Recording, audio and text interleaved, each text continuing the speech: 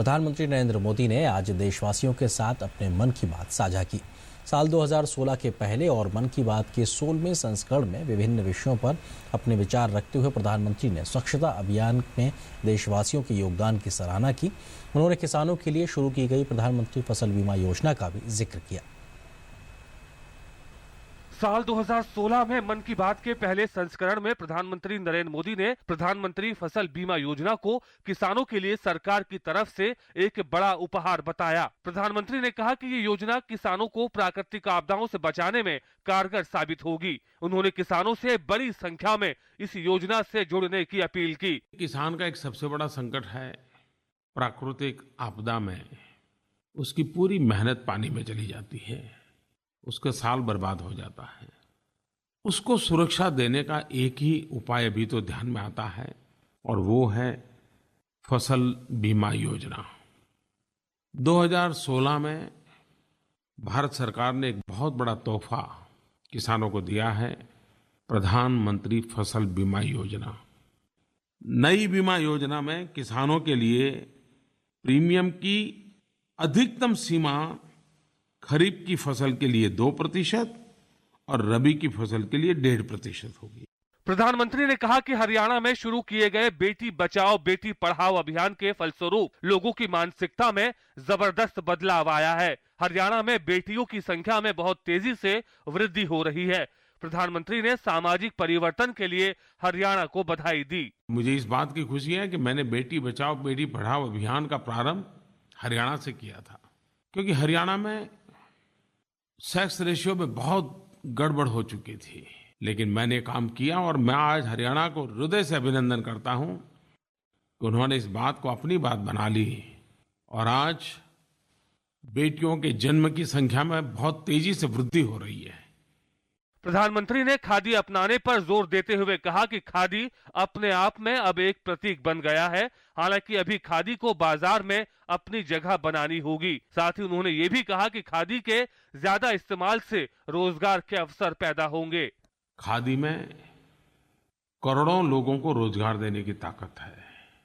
पिछले दिनों रेल मंत्रालय, पुलिस विभाग, भारतीय नौसेना, उत्तराखंड का डाक विभाग, ऐसी कई सरकारी संस्थानों ने खादी के उपयोग को बढ़ावा देने के लिए कुछ अच्छे इनिशिएटिव लिए हैं और मुझे बताया गया कि सरकारी विभागों के इस प्रयासों के परिणाम स्वरूप खादी क्षेत्र में काम करने वाले लोगों के लिए इस रिक्वायरमेंट को पूरा करने के लिए, सरकार की आवश्यकताओं को पूरा करने के लिए अतिरिक्त एक्स्ट्रा 18 लाख मानव दिन का रोजगार जनरेट होगा।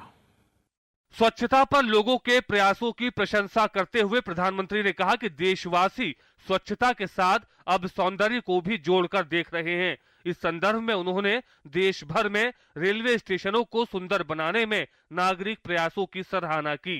अब देशवासियों ने गंदगी की चर्चा छोड़ स्वच्छता की चर्चा शुरू की है, लेकिन अब उसमें एक कदम नागरिक आगे बढ़ गए हैं।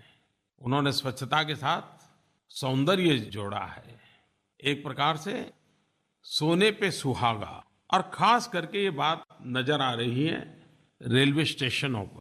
प्रधानमंत्री ने कहा कि 4 से 8 फरवरी तक इंटरनेशनल फ्लीट रिव्यू 2016 भारत के समुद्री तट पर आयोजित होने जा रहा है। आंध्र प्रदेश के विशाखापट्टनम समुद्री तट पर होने वाले इस कार्यक्रम में कई देशों के युद्धपोत और भारतीय नौसेना के जहाज अपनी सैन्य शक्ति का प्रदर्शन करेंगे।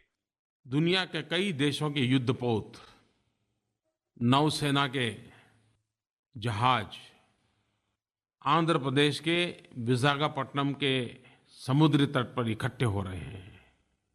इंटरनेशनल फ्लीट रिव्यू भारत के समुद्री तट पर हो रहा है।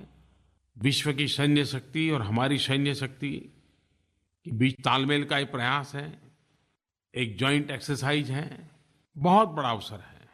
गुवाहाटी में होने वाले सार्क के खेलों के आयोजन पर प्रधानमंत्री ने कहा कि यह आयोजन सार्क देशों के साथ हमारे संबंधों को और मजबूत बनाने का एक अच्छा अवसर उपलब्ध कराएगा।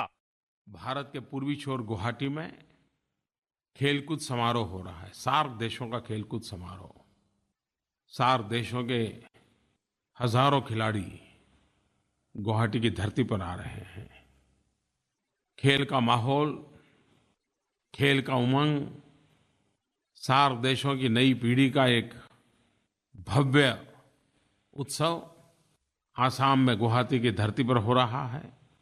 यह भी अपने आप में सार्क देशों के साथ नाता जोड़ने का अच्छा अवसर है।